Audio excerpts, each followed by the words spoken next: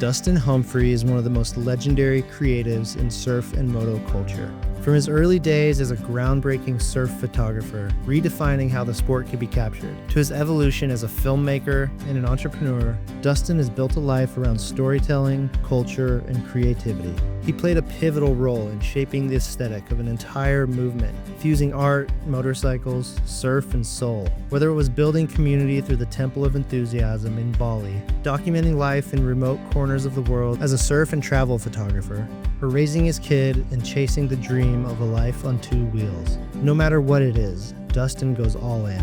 I hope you enjoy this conversation with my good friend, Dustin Humphrey. Now let's dive in. Foreignrider is my favorite apparel brand, hands down. Founded by my friend Ralph Dunning, a pioneer in the apparel industry with over 30 years of experience, he built this company for people like us, riders, explorers, creators, those who live active lives and need gear that can keep up. When I'm training, I wear the Odyssey collection. It keeps me cool, dry, and performing better for longer. When I'm traveling or just relaxing at home, the Solace collection is my go-to for unmatched comfort. But the real standout for me is the Merino base layers. They keep you warm, dry, and feeling perfect under a waxed canvas jacket for those cooler rides. And when it's hot, like it is here in Florida, the Odyssey long sleeve tee keeps me super cool and comfortable all day long. The fit, the feel, the quality of these products is on another level. And that's why I literally wear them every single day. Foreignrider isn't just clothing, it's a mindset. A reminder to live with intention, to choose quality over quantity, and the exploration of freedom, whatever freedom means to you. Check out the full collection at foreignrider.com. Once you wear it, there's no going back. Welcome to Ride Beyond, where we go beyond the ride and into what matters. In this podcast, you'll find meaningful conversations with people who live with passion, chase freedom, and remind us what it means to live fully. The motorcycle is our connection, but the stories are what take us beyond.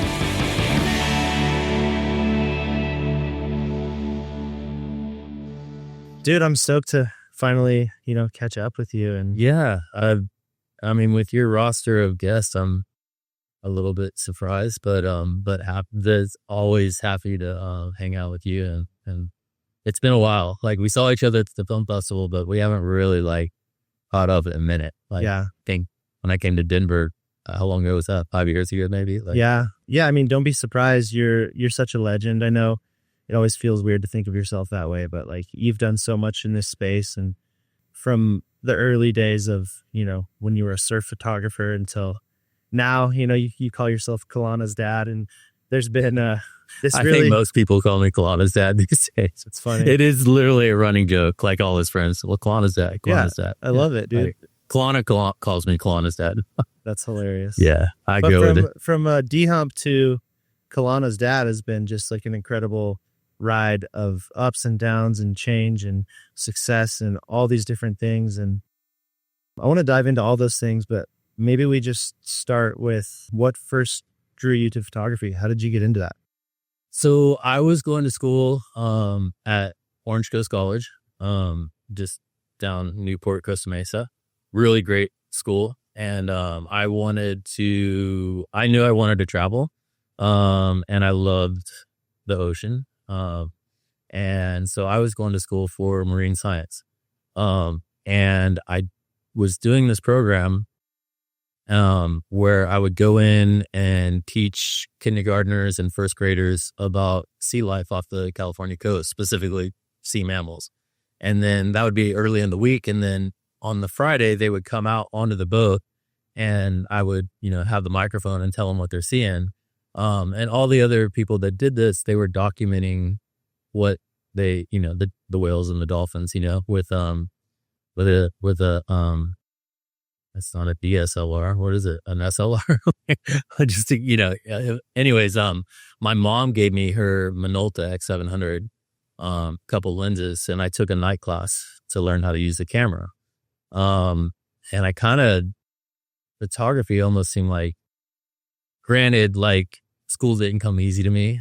I'm working my ass off to get a B, average. So, I take this night class and I'm falling in love with photography. But at that time, like photography is like one of those dream jobs, you know, you're shooting film. It's like, don't cost a lot, you know, and to get good, you got to shoot a lot, you know, and, it's almost kind of, yeah, it's a dream job, even though it's hard and stuff, but I fell in love with it and I kind of fought it. But next semester I dropped all my other classes, everything, and took like 5 photography classes, and just dove into it, and kind of how I am, you know, all or nothing kind of, so, took those photography classes, end of the semester.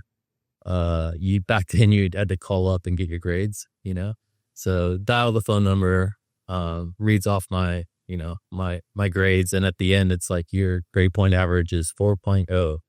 I'm like, no fucking way, you know, like, can we say fuck on here? Yeah, dude. You can say whatever in context. Yeah, you can say whatever you want. I was like, no. So I called back again. Your grade point average is 4.0.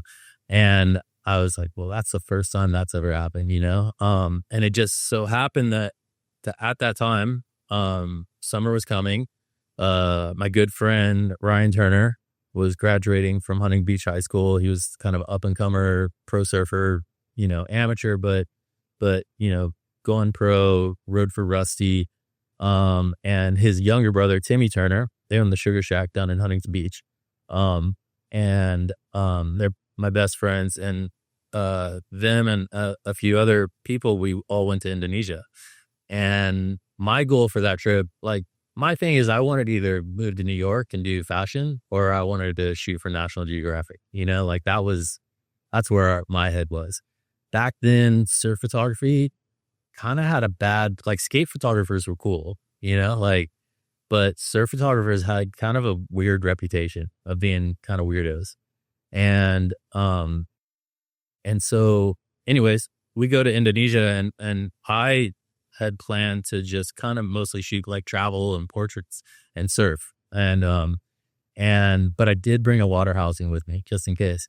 So the first day we were there, we paddled out to a wave called Padang Padang, pretty much gnarliest wave in Bali, you know, and it must have been like, we thought we were paddling out to another wave. And it must have been on like an upcoming swell, because it was kind of just us and a couple other guys in the water.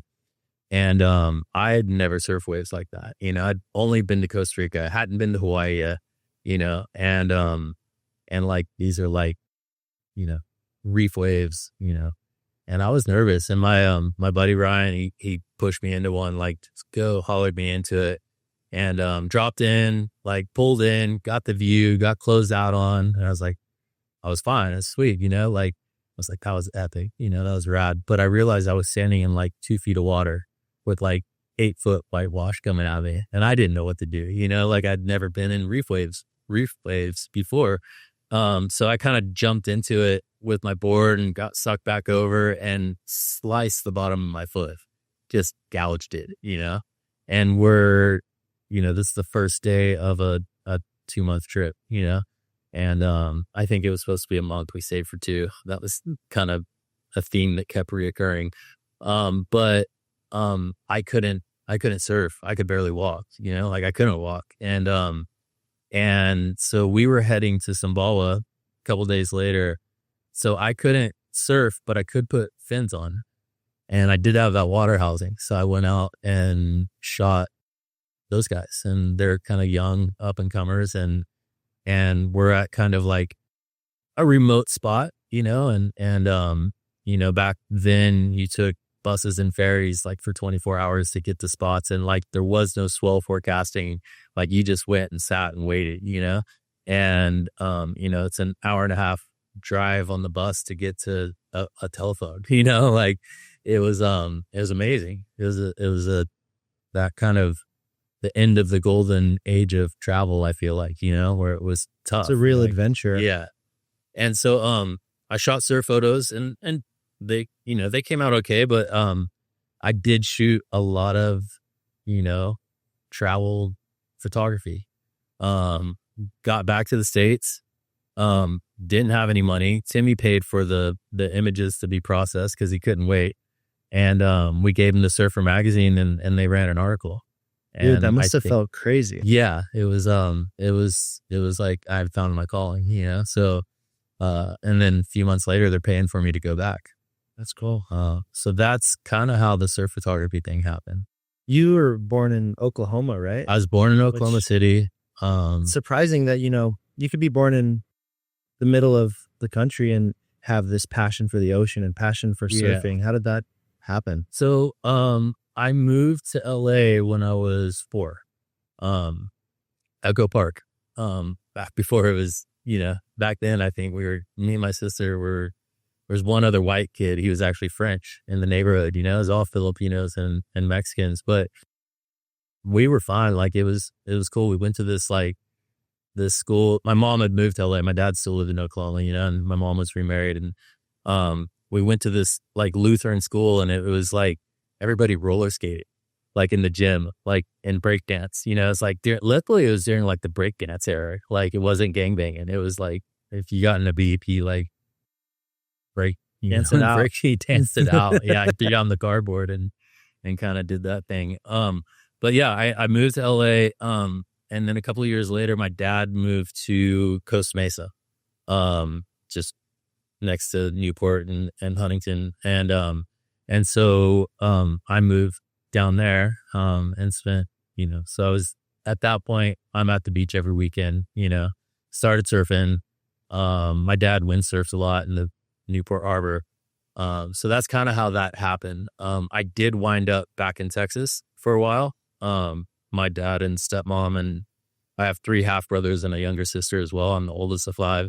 And, but that was when I actually rode and raced moto at that time. Oh, okay. I was going to ask you when you started riding too. Yeah. And it was like my life. It was like kind of like everything, like my walls were Jeff Ward and Ron Lachine and Rick Johnson and eventually Jeff Stanton. And so I was like, I think I started on like a PW80 and then got a KX60, and then a YZ80. But at that time, nothing competed against a KX80, What year was your YZ80? I couldn't tell you. I was racing Mosier Valley. I can tell you that. I raced the Anza out here. Like my first bike was a 94 YZ80. It was pink and purple. This was 80s. So it was definitely... Yeah. Definitely older. Because were you 85? Was yours an 85 or an 80? 80. Yeah. I got that when the 85 came out. It was like my dream bike as a kid. Right. I got that thing, it was such an upgrade from my YZ80 to my 94 used YZ80 to that brand new YZ85. Like that was the sickest bike at the time. Yeah. Anyways, we were selling my YZ80 to get a KX80, but that KX80 never came. And so it was like, it was really tough. It was like breaking up with a girlfriend or a wife, like you're just, parents couldn't afford it, oldest of 5 kids. And it was just didn't happen. So, I got super into basketball. I was in Texas at the time when this happened. And just like, I never played basketball, but I was like, I got to do something, I got super into Michael Jordan and like, and yeah, so, just kind of put my head down and like would do dribble drills every freaking night, go to the rec every night, just try to get good, and ended up like, getting to go to a pretty cool school, my freshman and sophomore year. And we won state championship, and it was cool. Got the ring and all that stuff. But then my mom called me and it's like, hey, I'm moving to Huntington. I was 15 at the time. And you can move out here. I got some cash, you can move out here if you want. And that was like literally on a Monday and I was on the road on a Friday. It was a no brainer for you. Yeah, it was, yeah. Good choice, It's interesting to hear that. I can't imagine you as a basketball player, but like the way you approach it is just like how you approach everything, you find something that you're passionate about. And I feel like you give everything to it to like be the best you can at it. Yeah. It's, I think, sometimes to, it hasn't always worked. It could have been a good thing, but yeah, I mean, I was once told, like, find something you love and one thing and get really freaking good at it, like, and that it has served me well. It's also, not serving well at times, just being too focused, like to become that photographer and go to Indonesia and stuff like that. Like, I gave up my apartment, I gave up everything, and I would just work, like, I would work on fishing boats during the day. I'd wait tables at Chili's at night. I'd work 72 days straight. I'd live in my friend's garage, and just like work my ass off to buy film and buy a plane ticket and go over there and just kind of until the money or film ran out. Like, what inspired you to move to Indonesia? Why that place out of anywhere in the world? I think, there was times I was spending time down in some time down in Costa Rica. I was spending some time down in Costa Rica, and I was real close to kind of being just a kind of a fisherman, surfer kind of bum, just living off fish and, like, at least you can doing live cheap out there. Yeah, I wanted to live somewhere else. I knew that. And I actually really like Costa Rica, and this was, late 90s. So it was still not crazy built up like it is now. And so, but I just felt like there was something more, like, and this is before photography. And when surfing was just kind of everything to me. And, yeah, anyway, sorry, just to backtrack, left Texas, got to Huntington, got on the basketball team, but within a month I'd like switched to surf class. Like, I was just straight back into surfing, just loving it, and a lot of my friends I happened to fall in with, they were like older surfers. It was part of the Robert August shop. I lived just a few houses down.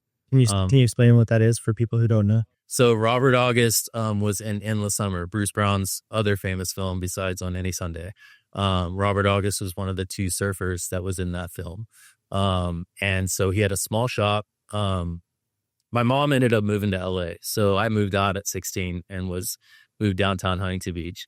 And I got real lucky and fell in with this crew, at the Robert August shop, small little shop on 5th Street. Guy named George Lambert, really good friend to this day.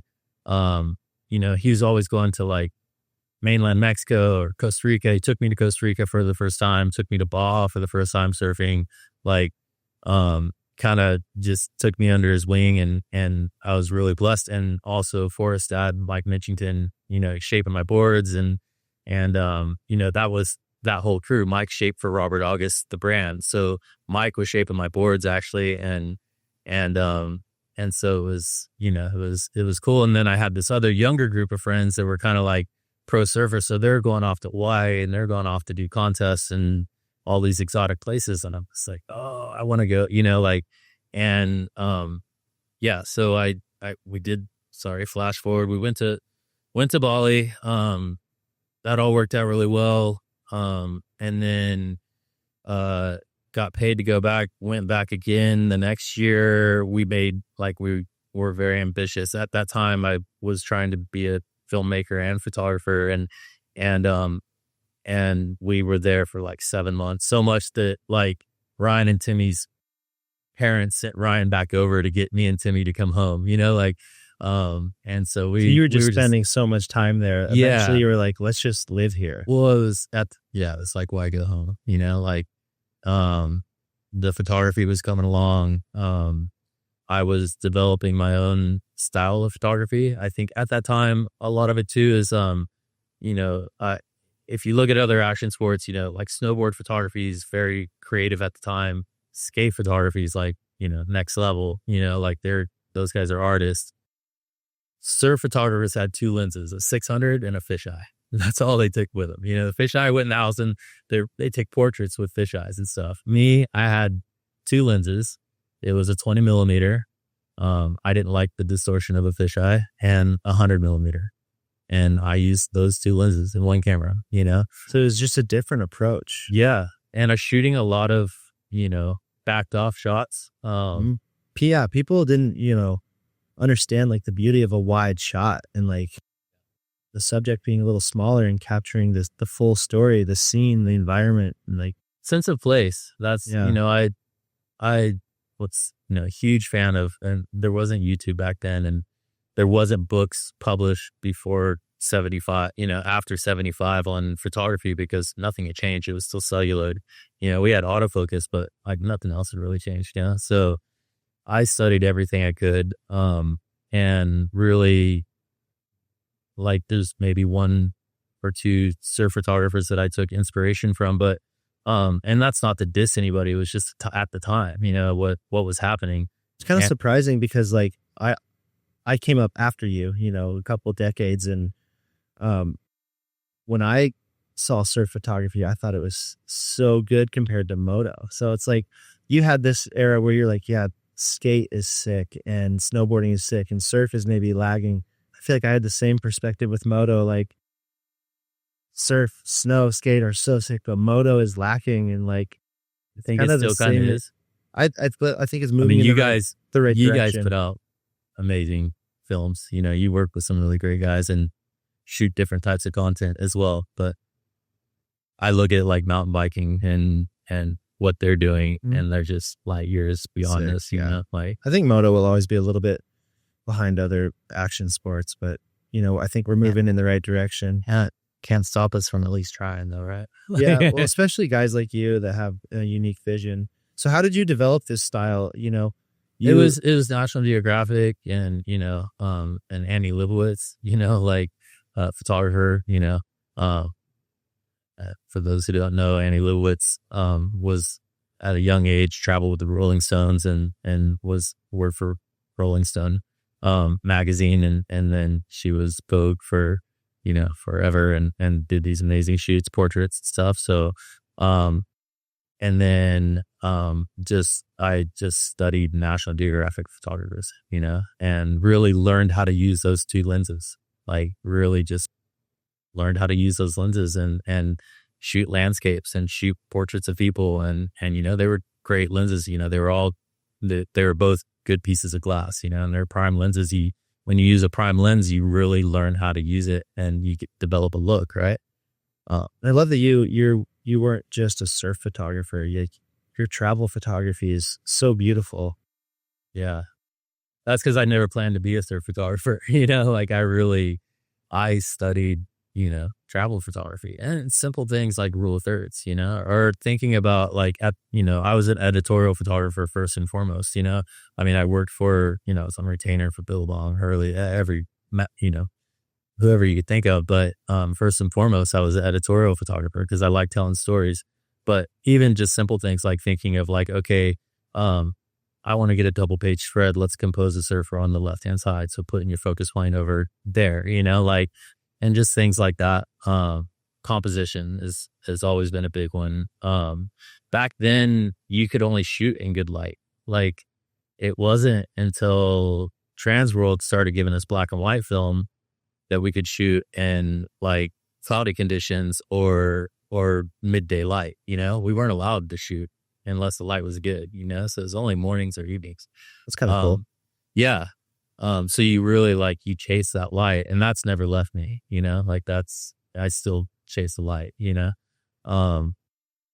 Lana probably hates it because we're always, it's a pain. You're always getting up early and staying up late. Exactly. It's like, you're up at 3 to 5, to go drive somewhere and chase that light. And then, you get home at night after the sunset, and depending on where you're at, and it's all you can do is to download cards and do it again the next day and get some food in your stomach and maybe get a shower in and do it all again, But, I think it's because I never intended to be a surf photographer, and I really looked to other,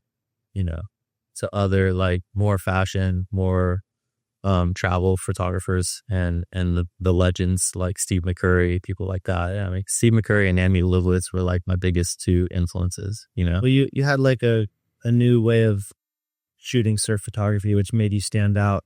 And also your travel photography was very creative. It wasn't just a picture of a place. You'll have a picture of a road with a car that's blurred going through it, or like something that's like unique about it, like where you feel motion or emotion of someone's face, or like you're not just capturing like an Instagram photo of a place. You're like going deeper than that. It feels like with you. And that's, studying those National Geographic photographers, like that's what they were doing, and it's also putting yourself like, I like to say you got to, like Hemingway said, you had to put yourself in luck's way and danger's way in order to get the story, like, and I always say, like, I always call it like getting in the nitty gritty, like you got to really get out there and like to get that, like to get those moments, and you do dig, like you do venture into some crazy places, and not, I think these days it's a lot different, but back then, I feel like both with Indonesia and Bali, and with, photography and travel in general, like I caught the tail end of like what it was like. Because if you look at surf photography in the 70s, it actually was a lot of travel. It was a lot of like, and the guys that I did look up to, like Art Brewer and Ted Grambeau, those guys were shooting back then, and they were still kind of in the game a little bit, but not too much, like, and so, those guys. And then also, like, I lived in Indonesia, so like I was getting the best waves all the time.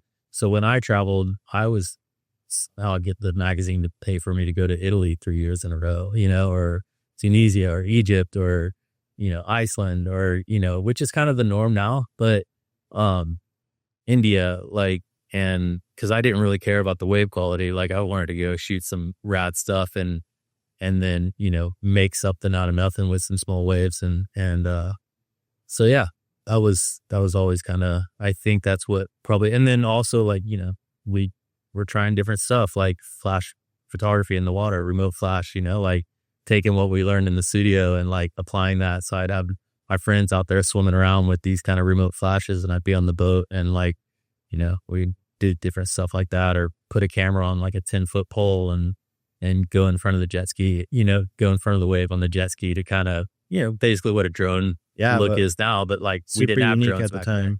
Yeah. So always kind of trying to push the limits as far as that goes, and still kept my, my hand in the cookie jar of filmmaking as well, like wasn't a full-time thing, but ended up, always kind of made one every couple of years. Ended up starting a production company with Taylor Steele, who, for those who don't know, is like iconic, surf filmmaker, like, and we, yeah. So speaking of, being more experimental for the time, you had a series called Dopamine that was like, had got a lot of, recognition at the time. And, when you look at those photos, they're very surreal and interesting. And can you talk about that project, where that idea came from, what it was all about, how you did it? Yeah. It's probably the biggest, like, financial, like the amount of people that still ask for those prints. And I still have never sold them. But yeah, anyways, that came about with, there's a really rad company called Insight out of Australia. Surf, skate, but more like fashion. It was founded by a guy named George Garrow. And his brother Steve Garrow was the art director for the company.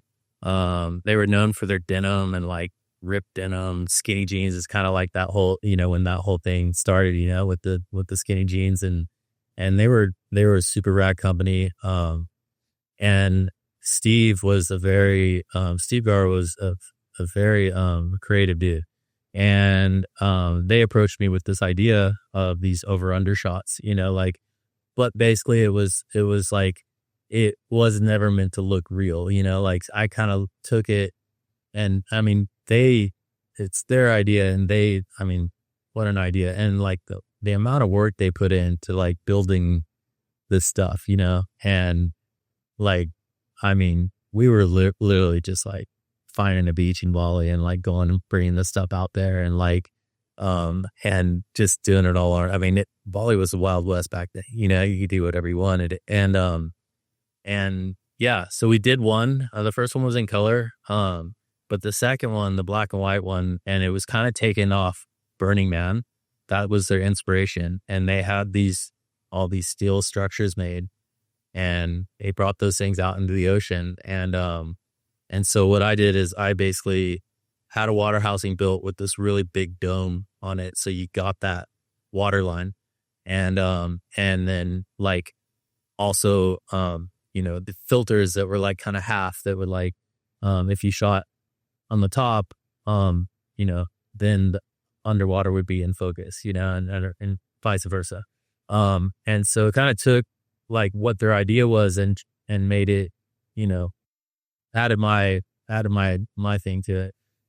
So yeah, it kind of went gangbusters. So cool. I mean, for anyone who hasn't seen it, it's like each image is like a surfer riding a wave, and then underneath the wave is like this dream world happening. Yeah. And each one's like a different scene. It is very like Burning Man style, but like so interesting happening at the bottom of the ocean. Yeah. And a rad crew of kids that we worked with and models and stuff. Like it was, you know, it was all hands on deck, you know, like setting that all up. And like, you know, like I didn't like using the scuba tank that much. So I was pretty good at holding my breath at the time. So like, but having somebody stand on your shoulders or, you know, like whatever, like to get in that certain position, you know, and it was a run and gun, just do it. And everybody, like the surfers and, you know, the brothers, the owner and the art director, and like everybody just, you know, doing something super Were creative. those all shot within like a couple of days, or was it like a long? It was like probably a week. I think probably a week or two. Yeah. Couple of different beaches. And yeah, no, that was all, and then, you know, Steve, and to be honest, like, I mean, people know now, but like that was still pretty early days of digital photography. And like, I mean, people were asking all the time, is that real or not? You know? And there was a couple that were, you know, I don't really tell people that because they don't believe it, you know, but that was my original goal, is to try to do that. One image. Unfortunately, like getting that gear, like waves break in different places depending on how big the swell is. You only got a 2-week period, you know, like so unpredictable. Yeah. So that was my original goal, but like we were able to like get that water liner with the equipment we used, and obviously with their creativity and everybody's hard work, like, yeah, it came up with these images, and people actually at the time, like, were like, are these real or not? You know, like, and, yeah, it was, it did get a lot of hype, you know, a lot of just published everywhere. It'll be cool to like resurface some of these images as we talk about it and show people definitely again. Cause I think like even now with like the creative tools we have, just the concept is so unique and cool. I mean, especially for the time. So yeah, it's crazy because I think I still on probably weekly or every 2 weeks still get either a DM about that or can I get the prints or State of Evos? Like those two things are like, yeah, where's State of Evos? Can I get this photo? Yeah, no, it's more like, can I get gear still, or can I get clothes still? You know, like it still has this like full following kind of thing. Like, yeah. So, yeah, that was a cool project. Super cool project. And then you mentioned, you know, obviously you do other creative endeavors. Your roots were in photography, but when did you get into filmmaking? How did that transition happen? At the same time as photography. So so it was Indonesian swell season. The season is like our summer, you know. And so we went the first summer, and then we actually went back in the winter, which is not normal, but we had the opportunity and went. And then the next year, Timmy and I like try to make film. Like we didn't have a clue what we were doing, you know, but yeah, we made a film called Burning the Map. And it was about Timmy, I think was maybe 16 at the time, you know, and we were there for 7 months, and just kind of his journey of like traveling. We went all over Indonesia, like, That was your just first. places that like you don't really go to, and definitely weren't on the map, like maybe, the hardcore surfers or whatever.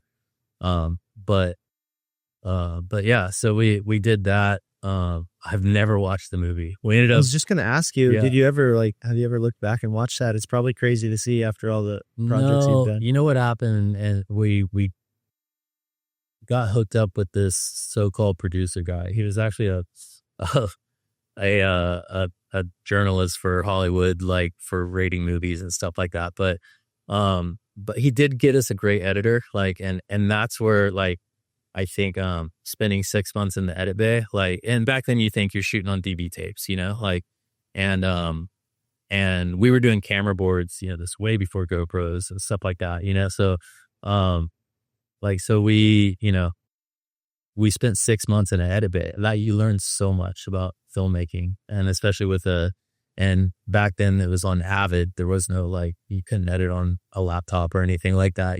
Avid was this $100,000 machine that, but we finished the film and took back off to Indonesia, and this guy kind of took it and changed the whole thing, narrated it himself, like, kind of like, and I've never watched it because, like, I saw the beginning of it and I was like, like, oh no. so bummed, so just kind of never watched. We'll take it as like a learning process. Yeah, because what I learned sitting in that edit bay for 6 months is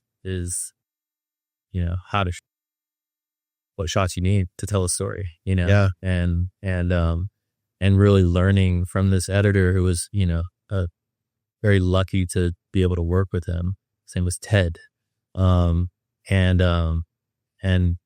he's worked with Timmy on Timmy's other projects, as he went on and did his own thing. And I went on and did my own thing, like, and they made award-winning, cool, these kind of film, almost vlogish type videos that were really raw and non-cinematic before that was really a thing. And, they won awards for it, and, but learning so much from sitting in an edit bay with a very, a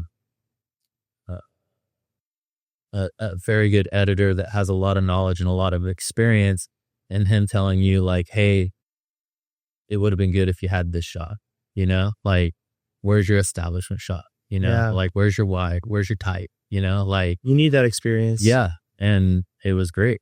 And it helped, like, that's the foundation, And so, I found it hard to be a filmmaker and a photographer at the same time. So I really chose photography and really focused on that. But like I said, I always kind of kept my hand in the cookie jar of filmmaking, and would work on projects. Eventually partnered up with Taylor Steele, and he had a Poor Specimen Productions and was producing films with him and stuff like that. And then we started our own production company called Sipping Jet Streams Media. And that's when we made the film Sipping Jet Streams and the book. And I didn't realize there was a film that went with that book. yeah, you have to watch it. Is it on YouTube? It's 60 millimeter. I think so. Yeah, I think maybe recently. I know we had sold it way back then, but all 16. I never liked shooting video that much. But I did like shooting 16 millimeter. So yeah, the film was shot on 16. Actually, there's a film festival called X Dance, which is up in the week. It's the same week as the Sundance Film Festival. It's part of the Sundance Film Festival. And yeah, we won what was it? Not best picture, but it was something like best cinematography or something like that, so it was cool. Yeah, that was rad because it was kind of something I was doing. Taylor was psyched on it. He was like, I want to do this too, do something different. And we were just going, like, to Morocco and where else did we go? Like, Cuba, like, it was, a lot of cool places. Iceland, like, that was the second one, I think. But yeah, I was always going somewhere different, Yeah. like, And Yep. I love how you mentioned that the one thing you learned in that first project that you've never watched still is, what it takes to tell a story. Mm-hmm. And I feel like that's something you're so good at, is telling a story. I discovered your work when you were with Deus, and like I would see the films you make and they had such a like ethereal, dreamy quality to them. And I would always get lost in like not only the visuals, but the story you were telling. And yeah, I'd love to talk about Deus actually. Yeah. You were living in Indonesia, working as a surf photographer. How did the temple come about? So by that time, I had already tapped out of surf photography. I was just doing fashion and travel. So I was done a lot of work for like Nat Geo Traveler and Condé Nast and picking up some fashion jobs. Were you just not interested in Yeah, surf I photography? was digital kind of killed it for me, like in 2004, I came, did my yearly trip to California, and I worked for Transworld Surf. I should mention, like, with the surf photography change, like it was really because of Transworld Surf. Like, I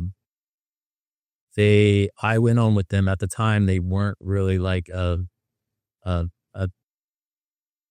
great publication, but they brought in Pete Terrace and who was a photographer and young kid, great photo. He was the photo editor, and they, Joel Patterson was the editor, and he was, his favorite magazines like the New Yorker, and like stuff like that. And they bought me a Hasselblad 501 with a 85 macro lens for portraits, like they're like, hey, you need this, like this before I even had a 600, and they would just send me trash bags of film, like whatever I wanted, like I could shoot any print film. I could shoot so what was cool is it was like this golden era of photography, and it was like experimental with the flash stuff, but it was also like, okay, I'm going to this destination. I want it to look different from my last destination, so I'm going to shoot it on print film, which was not allowed back then. It was only slide film. You got two films to choose from. It was Kodak VS, very saturated, and then the Fuji, I forget what it was even called at this point. But with Transworld, anything goes, like Scala, this black and white slide film that was amazing, and any print film, like black and white print film. So all of a sudden now you're able to shoot in moody conditions, and using filters, orange was my favorite, like with black and white film, and to get, really you had to create the image in the camera. Like there was no post, what was scanned, what was developed, and with slide film, you only had a quarter stop to like be off. Like you couldn't be off on exposure, so shooting backlit was like an art, and I love shooting backlit. And anyways, that was a golden era. But in 2004, I was back, and I went into Transworld, and I was on my way to France, to meet Kelly Slater and some other pros. And they brought me and Atiba Jefferson in, and they gave us digital cameras.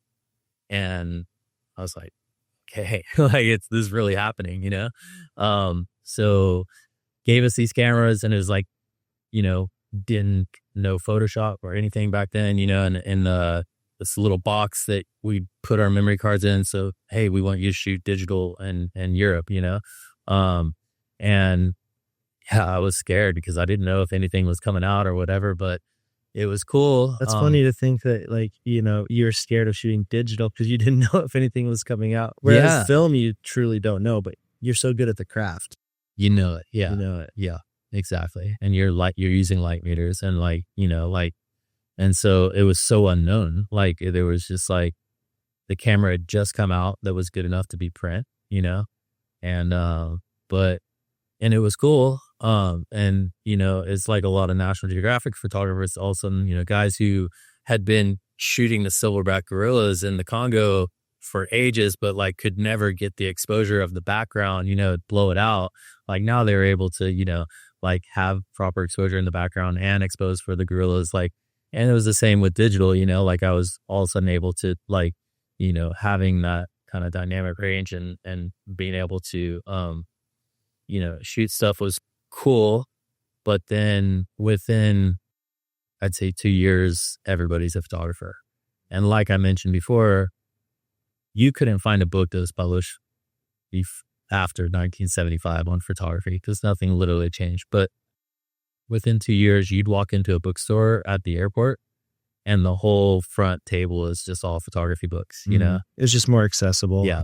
And it was, and then also is a lot of work on the computer, I seal my stuff up in Ziploc bags and label it and, I feel like too that the workflow became a lot quicker too. And like the turnaround time, like you were expected to do more faster. Yeah.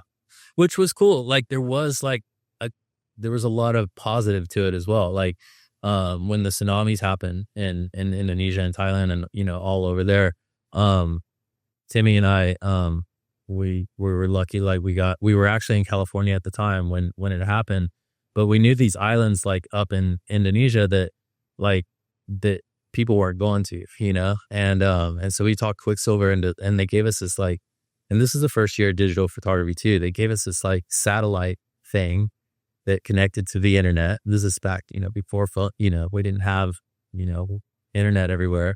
And we went over there and we were originally going to hook up with Surf Aid. That didn't work out. They were just busy.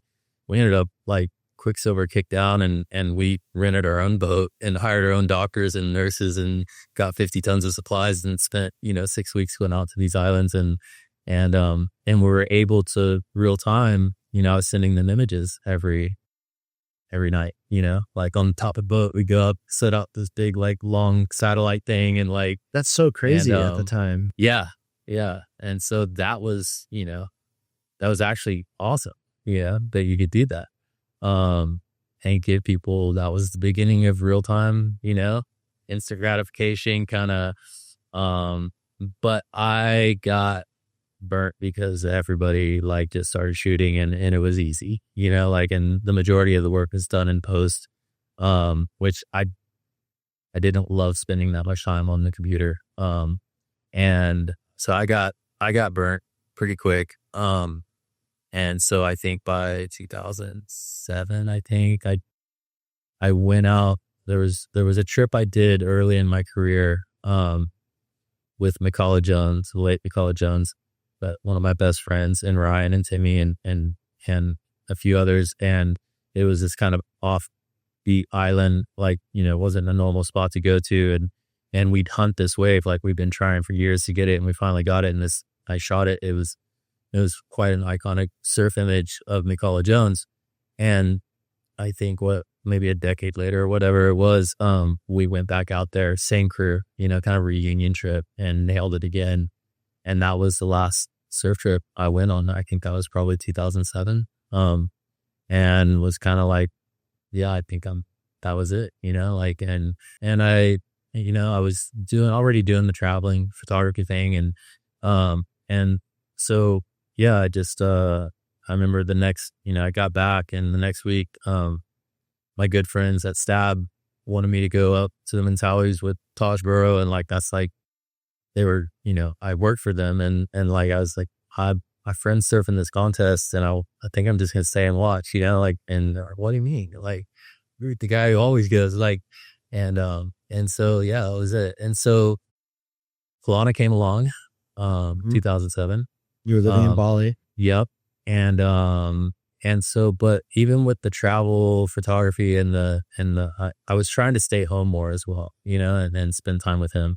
And I was still traveling too much. I wasn't seeing him enough as far as I was going to have a kid. I was going to be involved, and I was pretty Planned Parenthood. I was I need a certain amount of money in the bank. I need to be comfortable, and nothing can really prepare you. But I was 32, which I think is a great age to have kids and you're not too old, when they're doing stuff. So anyways, had Kelowna, but wasn't seeing them as much as I wanted.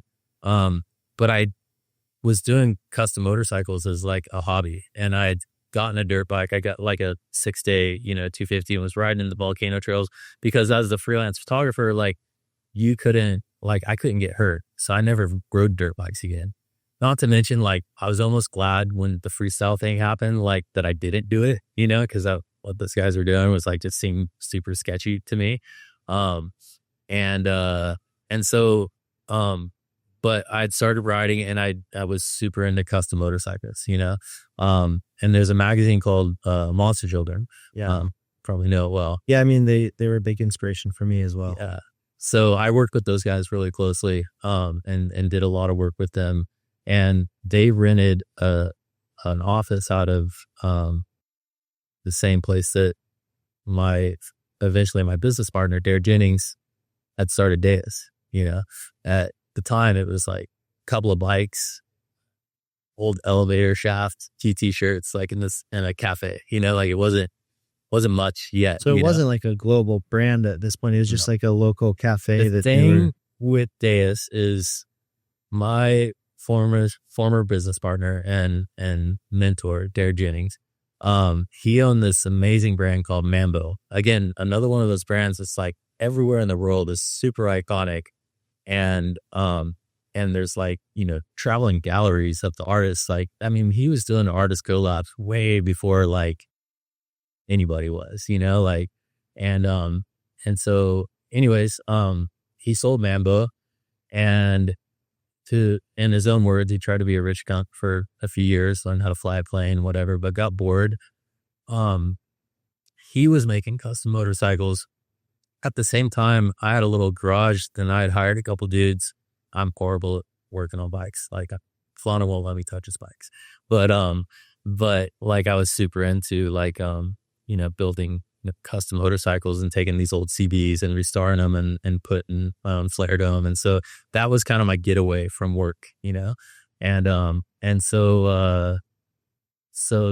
I think I was on my way to a shoot in Australia back when they flew us first class, and happened to sit, and Darren and I kind of knew each other, but not well, you know? And so ended up sitting next to him on the airplane to Australia for first class, you know? And we got to talking and, you know, just kind of decided to do a project together called Lover's Land, and did it with a good friend and also mentor, Nathan Webster. Project?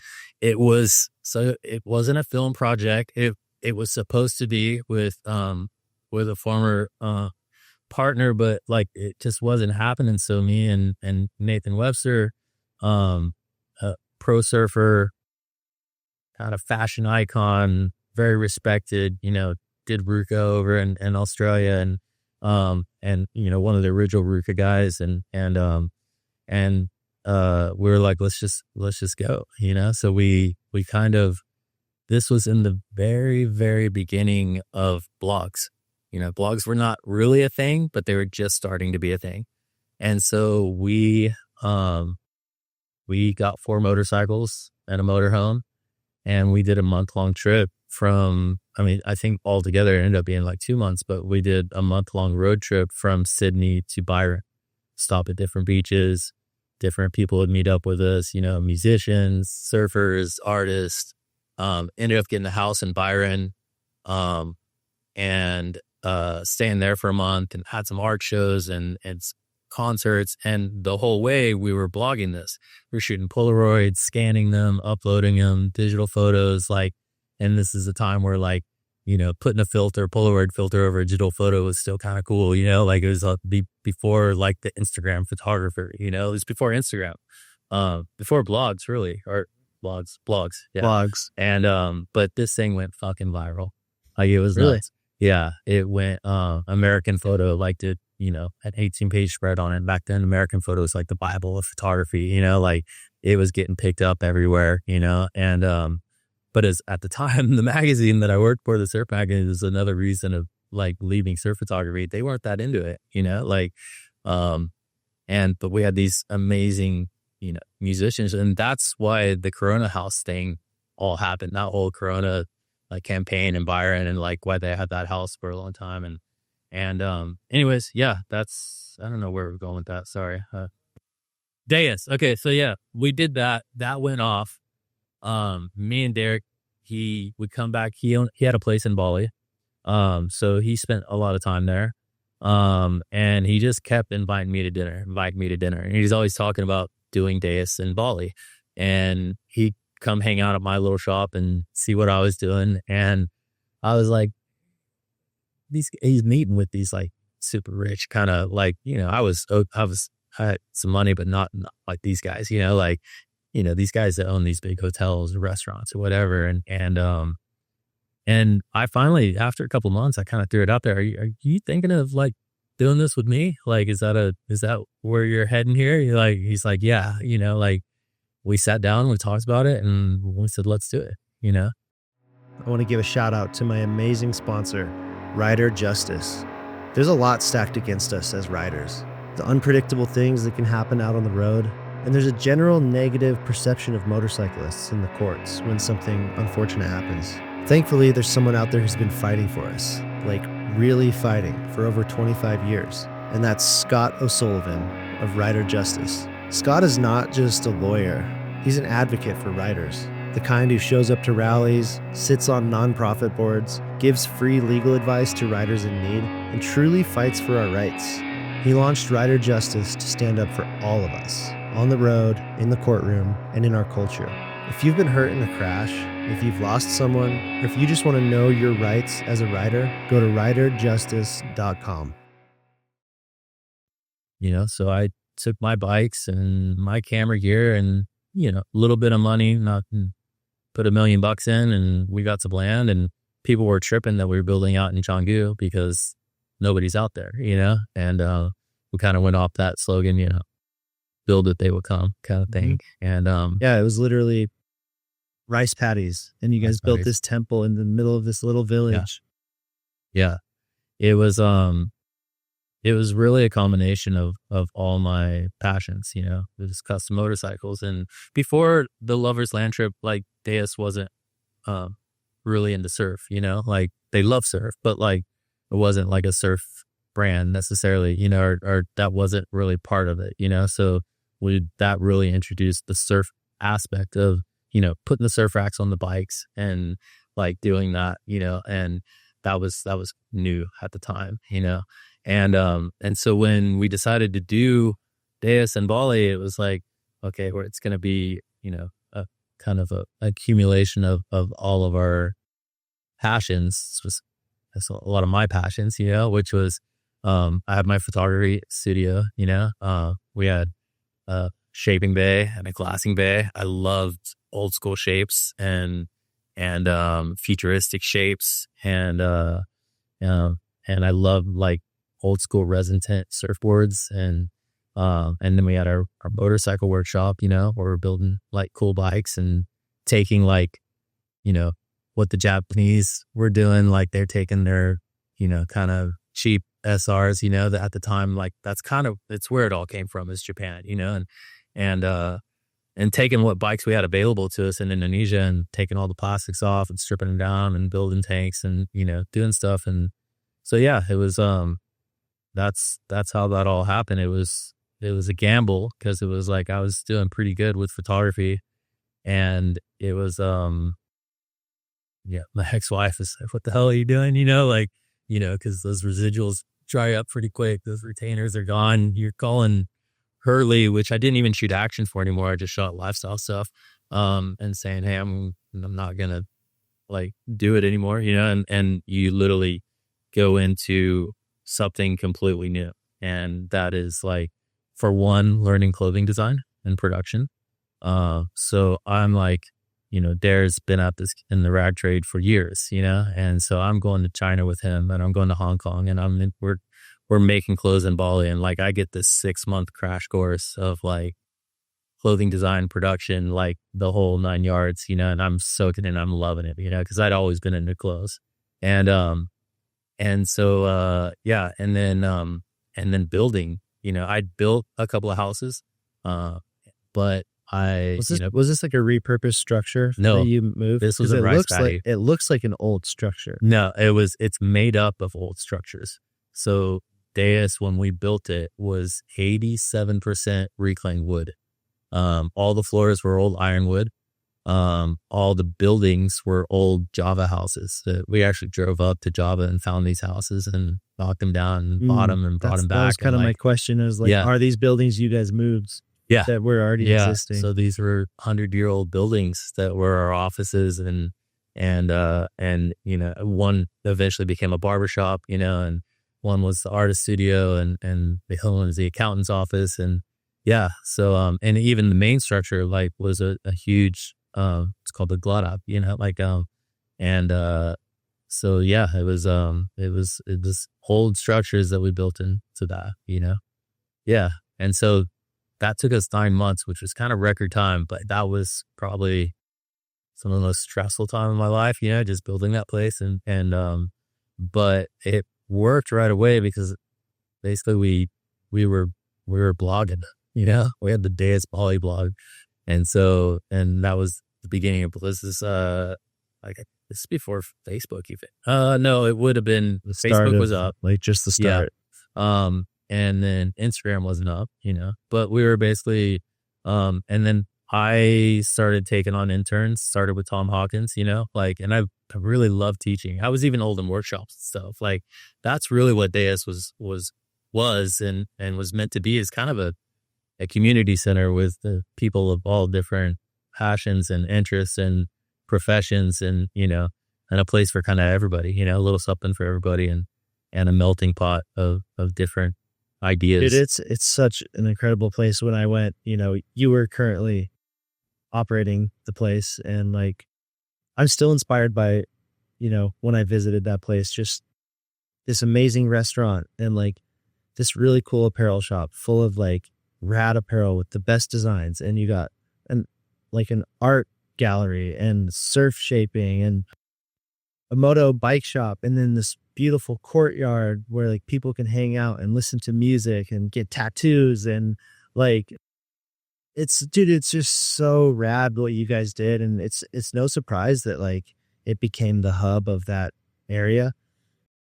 So rad. And it's crazy that you were doing all of this on top of, Kalana was just born as you were starting this. And he was just a baby when we were building that place. But really that was the reason I decided to take the gamble and do something new, was to spend time with him, so that was, and it worked out. And there was some really, towards the end, it was hard because there's other people moving in around you. Kind of we never intended to be a nightclub or a bar necessarily. We had a bar, but well, dude, you just did such a good job with that place. Everybody wanted to be there, and it had such a good energy that it kind of naturally became the place to go. Yeah, and the live music thing happened. It was I think we were only open a couple of weeks, and my friend Mick Fanning said, "Hey, my buddy Andrew from Wolfmother at the time was a pretty big band. They're up in Jakarta playing a gig. He wants to come down and hang out and surf and stuff." And so we hooked up, and so him and the whole band ended up coming down, and they're hanging out in the backyard. And I literally think we've been open for 2 weeks. They're like, "Hey, it's John Lennon's birthday on Thursday. If you want to play an acoustic show." Granted, at this time, we didn't have a stage or anything in the backyard. If you want us to play an acoustic show, we'd be down. And I'm like, well, this is probably on a Saturday or something, It starts getting beginning of the week. And he's like, "Hey, did you get that equipment, that we need to, or do you want to do this?" And I'm like, "Oh, you were serious." All right, sweet. Let's do it.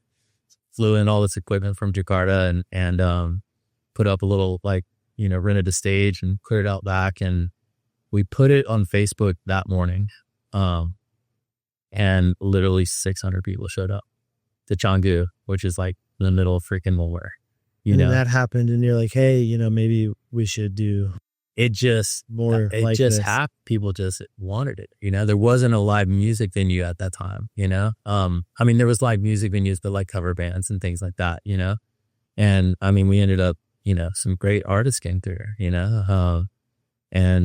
And artists were asking us to play there. They'd be in Malaysia or they'd be in Singapore or wherever it was, and they're like, "Hey, I want to come to Bali," and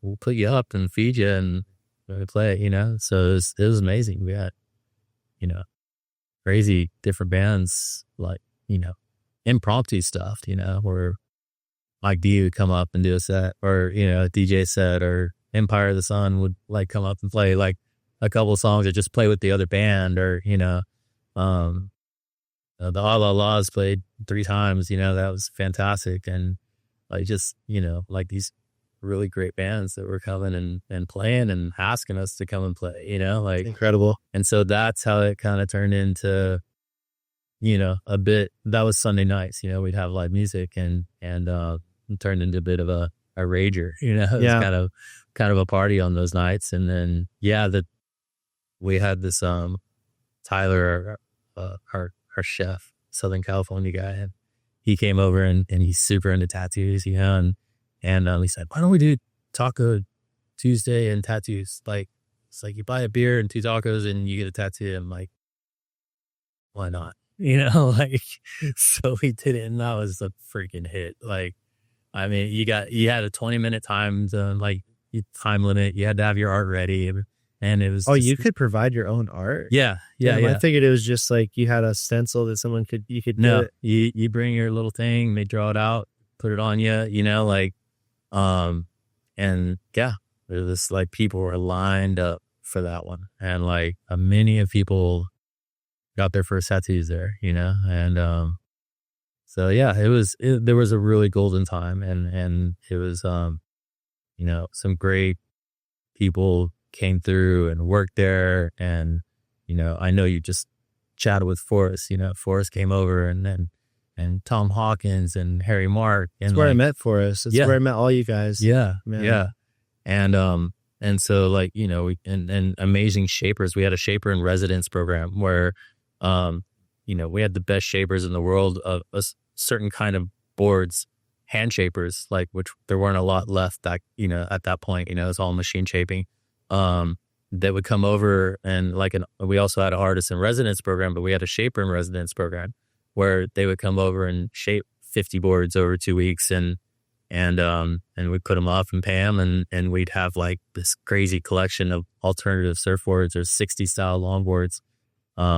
So yeah, it was really fun. It was a golden time, for sure. How has being a father changed your perspective on life?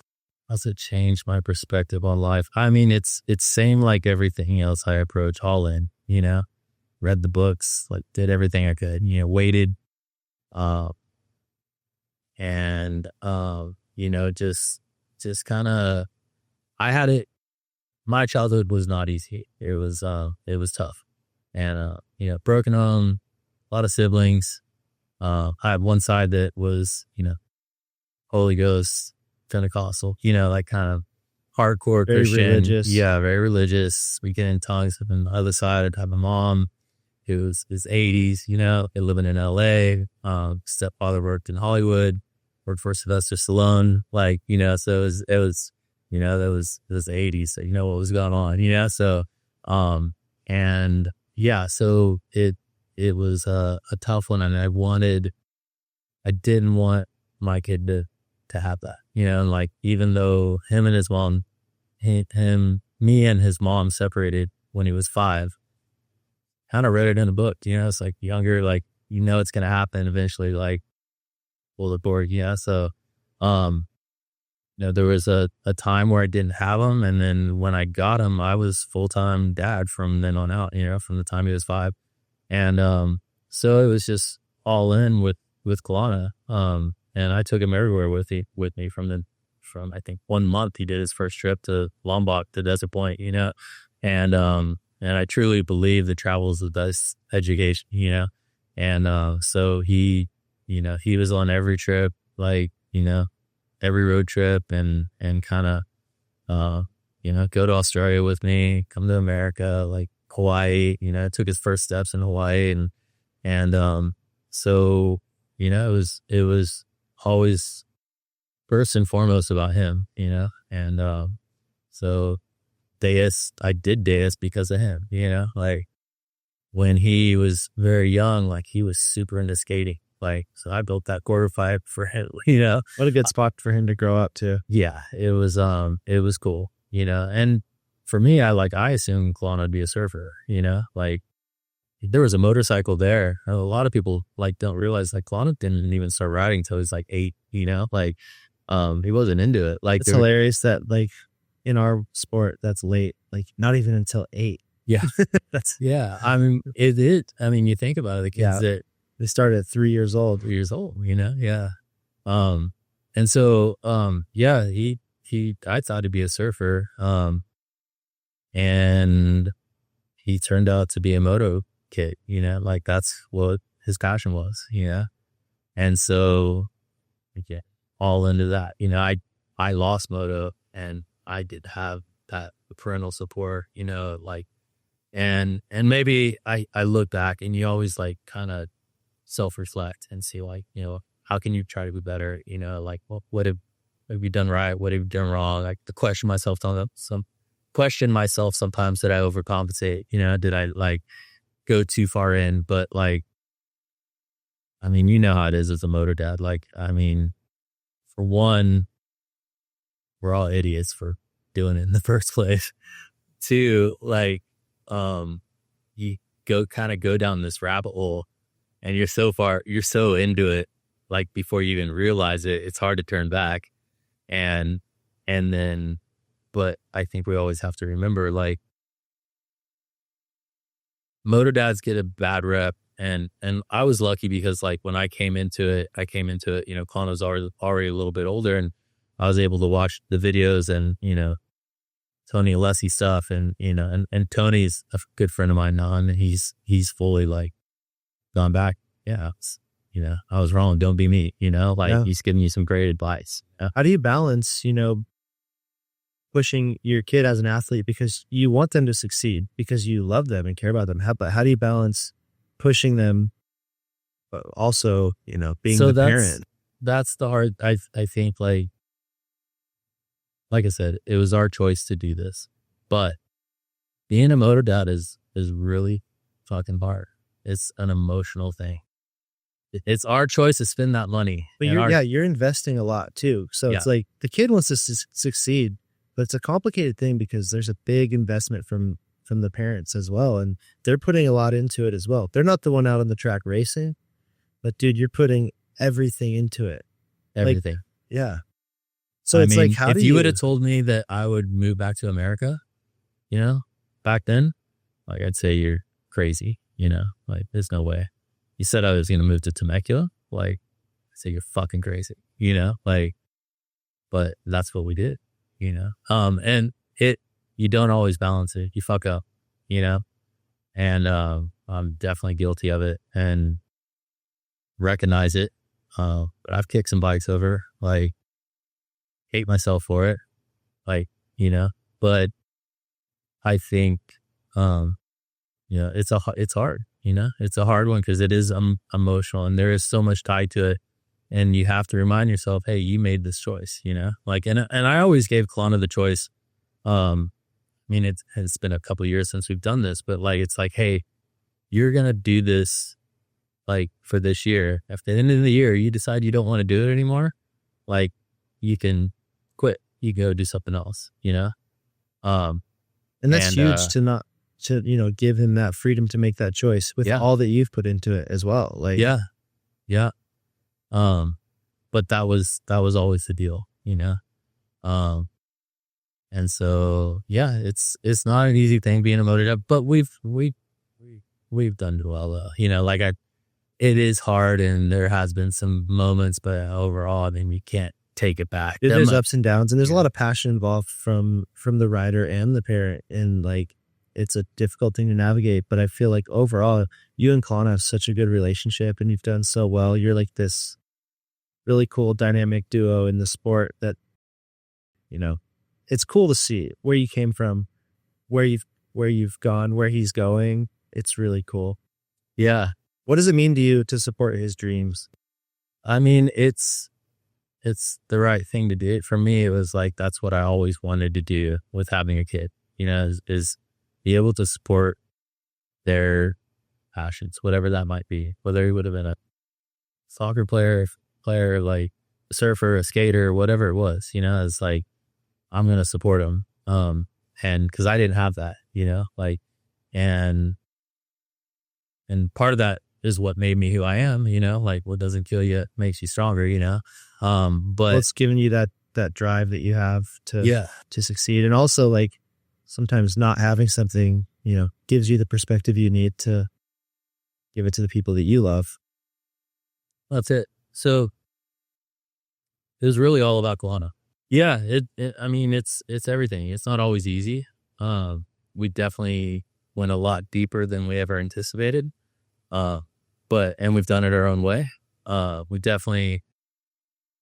was a crazy thing. And this is not a bad thing, but this is my observation is I came back into moto after 30 something years, and I didn't really see any change, like it, it wasn't like other action sports. And so it was a little confusing to me. Like, content wasn't a huge thing, like, you look at John Florence, like it's not on tour right now, but like when he's on tour or any of those guys, like, they compete 7 months out of the year and the rest of the year, their job is to make content, Look at Jackson Goldstone, like mountain biking, like competes 7 months out of the year. The rest of the year, he's still training, but he's also making rad freaking content and doing one-off events, like Hardline and stuff like that. And I think that's where we kind of approached it, and kind of, at the time it was kind of okay because that's when Ryan Sipes got the Red Bull deal. And I was like, okay, there's a path for this, this kind of jack of all trades, right? Everything like, and it was always really important for me for Kelowna not to get burnout, cause I saw that, like I really, I'm a big picture guy, and so really looking at like, you hear these pros that were so good as amateurs didn't really make it, and like, well, okay, why is that? Like, why is it, every sport is like, look at Tom Brady, like he literally spent 40 hours a week watching tape, practice tape, game tape, like skaters, surfers, they all do the same thing. Why do we not video and like go home? I've heard stories of James Stewart at their compound when they were young, like, Patrick Evans was there like when he was young, and he said like they would video, literally take a break, go and watch it in the barn, like go back out, video more. And like by the time they left, they had a burned DVD and James would take it home and watch it at the end of the night, like, so I don't know, all these things kind of pop in my head. Like, and so it was, at the time it like when we were doing this, and it's, some people get it but it's also difficult, like Red Bull gets it, like, obviously. I think it's like, becoming more normal, this approach you're taking with, there's like free riders that are taking this new path in moto and making it more like surf, more like skate, and totally doing film parts and creative projects. Is Eli Tomac doing that? Is No. Jay Sexton doing that? Is Jet doing that? They're not. And that's what I'm saying, like the top pros. I mean, you're talking about, like I mentioned, John Florence, Jackson Goldstone. But, and at the time when we kind of like, it was like, moto was fading a little bit, like, and super and moto and supercross were, they were still button heads at the time. And then World Supercross came along, and then all of a sudden we got WSX, which kind of messed up our plans because Kelowna's, his real dream is to race Superbrucks. He loves Superbrucks, like that's his thing. Yeah. Like one thing I wanted to talk about too, like speaking of Supercross, he just went to Spain. You guys just flew him over there to start this thing. You guys have had this long journey together throughout his career up to this point. Yeah. Is it a little bit difficult to see that now he's a teenager and he's kind of spreading his wings and leaving home, and, you're not necessarily there for every part of it now? And is that difficult? I've been tapering off the last year, even though I haven't taken a full-time job in a couple of years, because I was like, I'm going to dedicate myself. Like, I've invested so much. He's invested so much. We've sacrificed so much. He's worked really hard. Like, I'm gonna, like, we don't have an agent, it's never quite been that agent that knew what to do with them, kind of like the OEMs don't really know what to do with them. And like, so I'm going to focus on his stuff, and I'll take side projects and whatever, but that's what we're going to do, so, I've been tapering off. Like, I only went to, like, he did the whole Arena Cross series, last year on the Stark. And I only went to one race. And so, and he's done a lot of traveling, like, the year before when he was living in Florida with Sipes for a few months, like I wasn't there, like getting That's ready been for a slower features. change. It's not just like all of a sudden he's in Spain and like. Yeah, exactly. So, and we had our kind of last hurrah. We did a rad trip to Hawaii. We hadn't been back to Indonesia in 6 years. And Klana loves to surf, like he still loves to surf, and like we've been wanting to go back and but in order to do that, we got to do something to, we got to make a film, which is great. We love it, but it's not a vacation, like, what film trips are like. And yeah, dude, talk about this recent trip to Bali. Yeah. You guys captured some footage there. You're working on a really cool project. Yeah. So, we've been wanting to go back to Bali for a long time. And, see friends, family. Klana hadn't seen his mom in a long time. And just get back over there, surf. And, but we also needed to, but also wanted to make a film, on his return. And really, like I said, the majority of my projects, I take side projects, of lots of different kinds of things, creative stuff, but the majority of my time's on Klana, and we've made our own little production company. Well, and how rad that like, you're this father-son duo, like helping each other. So Kalana's on this trajectory of like taking a new perspective on moto and creating content and storytelling. And your background is exactly that. So like, it's feeding you creatively. It's helping his career. It's like this perfect balance of like, you get to be creative, work on cool shit that you're passionate about. Kalana gets to do what he loves and gain exposure for his sponsors. And like, it's kind of a perfect symbiotic thing you guys got going on. I went through a little like, I struggled with it for a second, like a few years ago. And my good friend, Troy Ecker, Troy is one of the founders of Volcom, and he's also a life coach. He's a friend, but he's a life coach and works with a lot of great athletes and myself as well. And like he told me, he's like, dude, you're doing what you've always done, but you're doing it with your kid. Like, how could you not be stoked? And I was like, light bulb went off, it's like, oh yeah, like that makes, it's just perfect. It is, like, it's a dream scenario. And it's, we're doing it on a budget. It's like when I was a kid again, Klana makes, decent money, but it doesn't cover what he does, but he's gotten this, we've kind of done it our way, and some things work, some things don't. The motocross and the supercross joining together really kind of put a damper in our plans, of supercross, and then one-off races, kind of Ryan Sipes type deal. Cause now it's like, now you're racing 11 months out of the year, there's no time off, and so, but now we went and made these films. So we went back to Indonesia. It's so special because, it's where you came from. So the film has so much more meaning to it. Yeah. And that was the goal, is to capture like him going back, and we have all this archival footage of him when he was young, had Deus, had the beach, riding his motorcycle, him surfing, and going to the volcanoes and things like that. So we have all this, like these old photos and footage and stuff like that from when you were there, and you posted one recently, and like people loved it, if Klana with the shirt off, he's a little grom, so like good. Had no idea that moto would turn into this, so yeah, it's we went back, and it's basically action, but also a documentary of Klana's going back home after the film's called Once Was Home, and it's him going back, and you probably remember his mechanic Sinyo, and like Stark sent a bike over there and Senor put it together, and Senor was with us, with him, the whole time, and riding all the classic spots. Yeah. Going back to the going beach. Bigger than we ever did. Exactly. So sick. Yeah. Going back up the Bromo, like recreating that, that shot with the horses,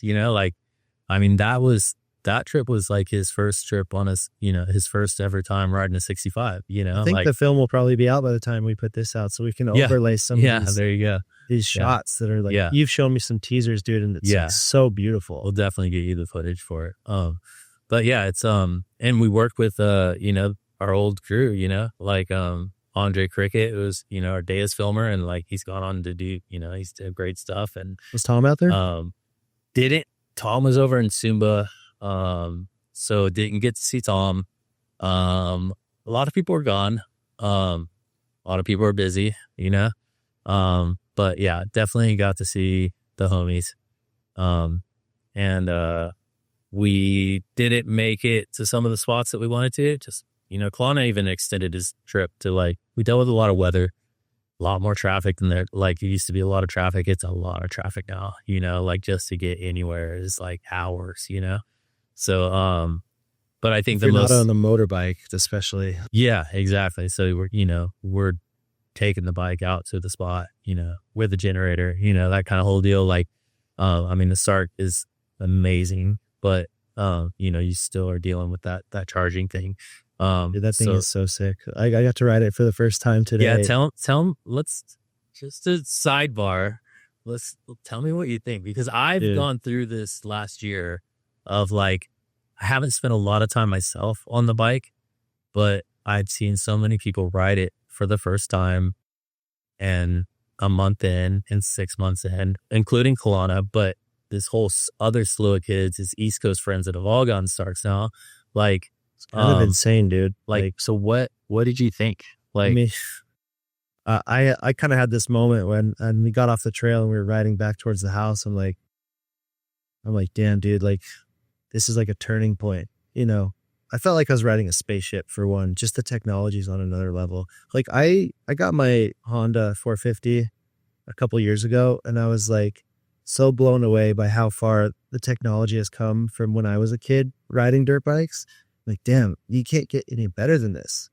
And then now I get on the Stark and I feel like it's just leaped so much more forward. Like, again, it's like a spaceship, like the power delivery. But it is also a dirt bike. It's a dirt bike, but it's like a dirt bike from the future. Yeah. And I was thinking, I'm like, dude, I feel like I'm in the future, but I'm still doing what I love. And it kind of feels a little bit more like mountain biking, which is great. Like, when we're trail riding, it's like a little more peaceful, and like you're a little more like, it feels like riding my e-bike. Yep. But like climbing hills, you don't have the clutch. You're not going to stall it. It's so much easier in a way. I think that's what and you rode it for the very first time with the handbrake. Yeah. Well, I ride mountain bikes a lot, so I'm kind of used to that. There was a few moments coming down a hill, like behind you, and I went to hit the foot brake and it wasn't there, but you learn quick, and it's not a big deal. It's so easy to ride. But that's the thing. And I'm, like I said, I always kind of look at things and, like, there's a new way of riding motorcycles, and Jet and Chase and those guys have changed the game as far as like how you ride. Right. And that's body position, that's roll speed, that's foot on the pegs, that's, all those things. And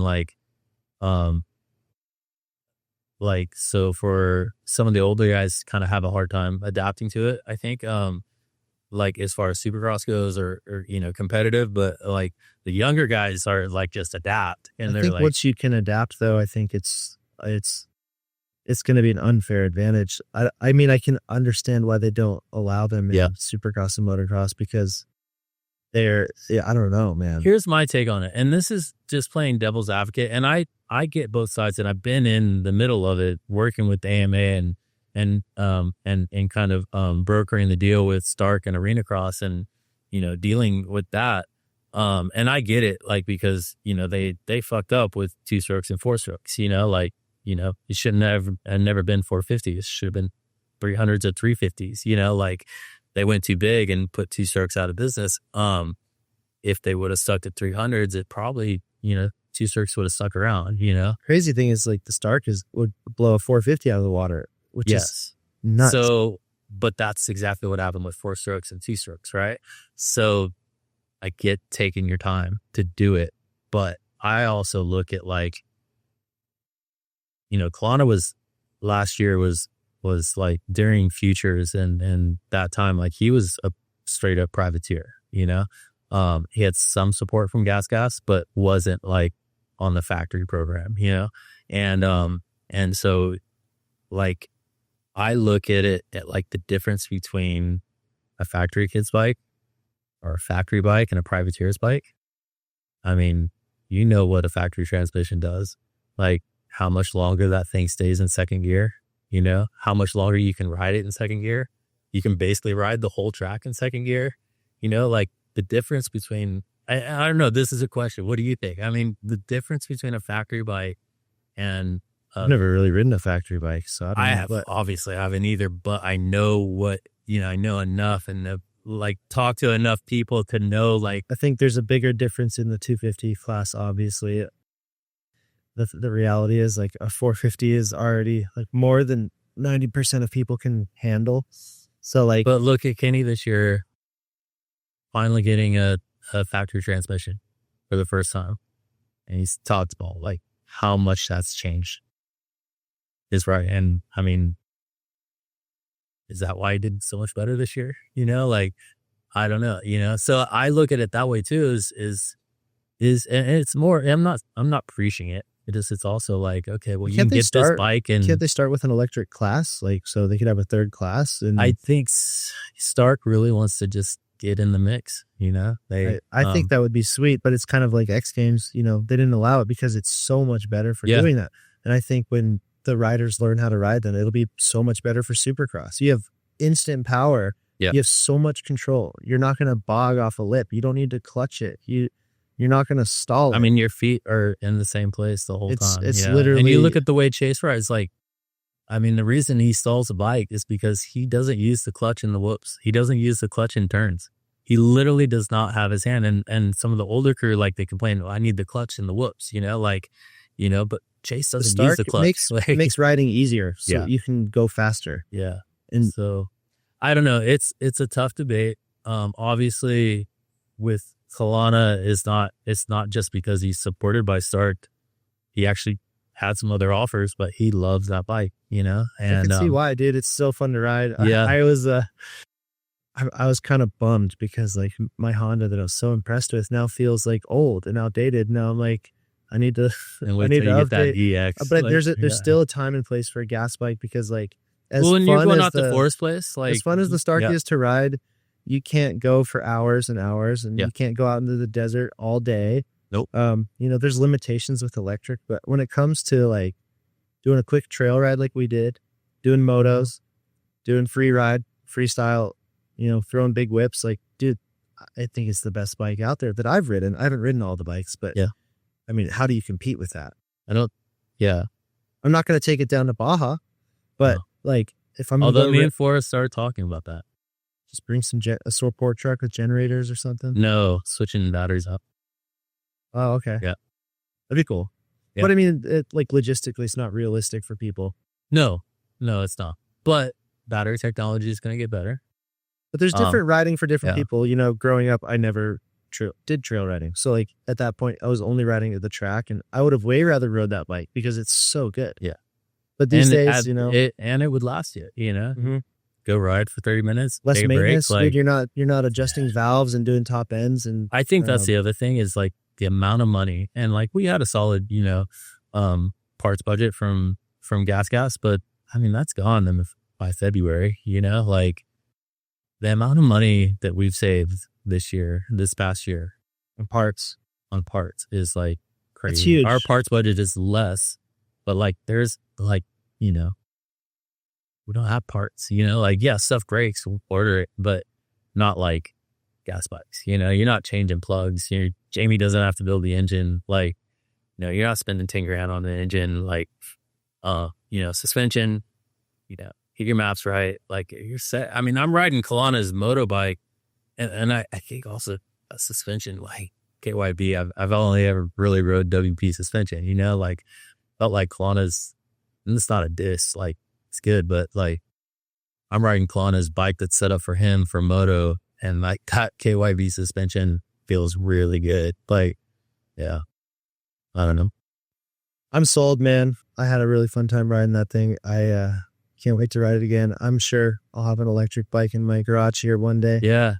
And the place is crazy too. Like I sound like I'm a huge advocate, but I am. I think the bike is awesome, and my kid loves it. And it brought a joy when he got on that bike. It brought a joy back to his riding that I haven't seen in a while.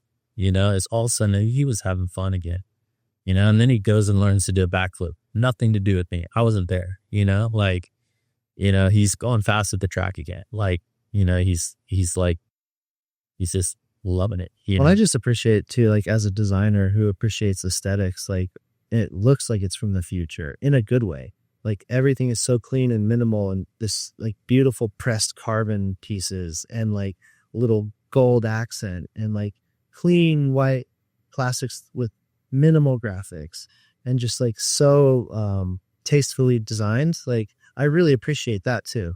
Yeah. Like it's sick. I remember the first time I saw one was at the KTM dealership down in Costa Mesa, and me and the sales guy, we're looking at it. We're just like, as a former custom bike builder and stuff, you're just looking at this stuff going, it's just like everything's like thought out, I've been lucky enough to go to their factory, and that's like going into the future. Yeah. Like you kind of wonder like, where are these bikes made? Are they China? Like whatever. Everything's there in Spain in one place.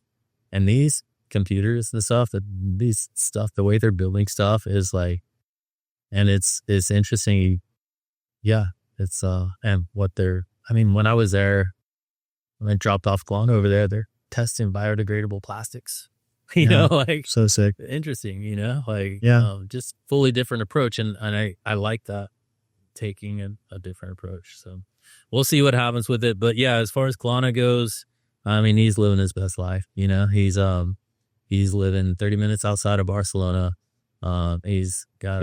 Is he riding Stark out there? Yeah, Like, yeah. that's what they're doing. So they moved him over there. They offered him a ride, to come over there because they're allowed to race the French Supercross series.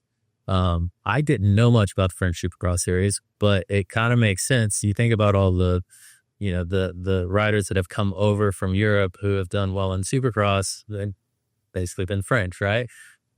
Kids there grow up racing Supercross, few of the tracks are open year round. So yeah, Stark, Sebastian Tortelli, who's, Legend. the race director, legend in every sense of the word. He's just like, what a guy, like just such a rad dude. What a cool experience, man. Yeah. So he's over there. Seb, they brought him over there. He's living on the sea, 30 minutes outside of Barcelona, and then the track, which is the old Bull Taco grounds, is 8 minutes up the hill. Living with Jorge, another Stark rider, and just loving it. Like, living in Europe and at 17, like, and for me, like, you take the moto part out of it, like, for me, I'm just so stoked because I feel like kids surf and skate and everything. Those guys go everywhere, Like, well, travel's such a big part of your life and what shaped you, and now he gets to experience that. Kalana's name actually means traveler. That's an old Indonesian word. Oh, wow. But he hasn't, he's traveled a lot in America. But, and not that there's anything wrong with these places, but it's Texas, it's Florida, it's Tennessee, so it's not, and you're there for a couple of days. It's not, you're not immersing yourself in the culture, like when he called earlier, like, and you were there, like he's going to France tomorrow to practice, so cool. Like he was in the UK last weekend, like for one, like, and at so that age, man, what a cool experience. Yeah. And I look at it like, take moto out of it, like just the opportunity to get to go do that. But also, like, he's never had this kind of support where he's got a full-time mechanic. People think, like, they don't realize, like, Flano, like, he hasn't had a practice mechanic in years, he does all his own bike work, he occasionally gets a mechanic to go with him to the races, but, like, he's been on his own deal. Like I said, I can't really work on bikes. There's other things I'm good at. But I mean, he's on the factory program. He's got a mechanic. They bring the bike. They're testing subframes. They're testing different frames and the offsets and like all this mapping and it's I couldn't be more stoked for him. He's going to Abu Dhabi to race Dean Wilson and Tommy Cyril in a couple of weeks. They got him into the last round of the British Supercross series. And I also look at it like Kalana really wants to race Supercross. I'm not one of those people that think my kid's automatically going to make it. Maybe you will, maybe you won't. If you listen to some people, like there are guys out there that I believe, and that's why I don't. If it was up to me, I'd probably just like, dude, just go free ride. But he wants to race Supercross, and I don't want to take that away from him. But I look at it also. I like, I follow the NBA a lot, and the best NBA players at the moment are guys who came from from Europe, from the EuroLeague. And why is that? It's because at 16 and 17 they turned pro, and they're racing. They were competing against the grown men basketball, when they're 16, 17. And so I look at Kalana going and doing this, and I mean, he's going to be racing against guys that have been doing this for a long time. I mean, he's going to be racing against Dino this week, in a couple of weeks, and the French Supercross series has some great talent, some good guys in it. So I think, if it's an alternative path to, Supercross in America, but I think it's a cool path, and it is a path, and he can see if he's good enough or not, and super thankful that he's gotten the opportunity. No matter how he does, it'll be a great experience. Yeah, totally. I want to talk more about your creative side as well. Yeah. Where do you draw inspiration from today? Good question. Film, cinema, like movies and yeah. Still really into movies. Still have an attention span for them. Yeah. Actually watch a lot of YouTube, like YouTube University, learn everything, there's so much information to be had out there and consumed, not necessarily like just more about, like I've gotten really into, painting and that on art, fashion, like my jobs, the jobs I take range from anything from like, right now I'm doing an apparel line for a company,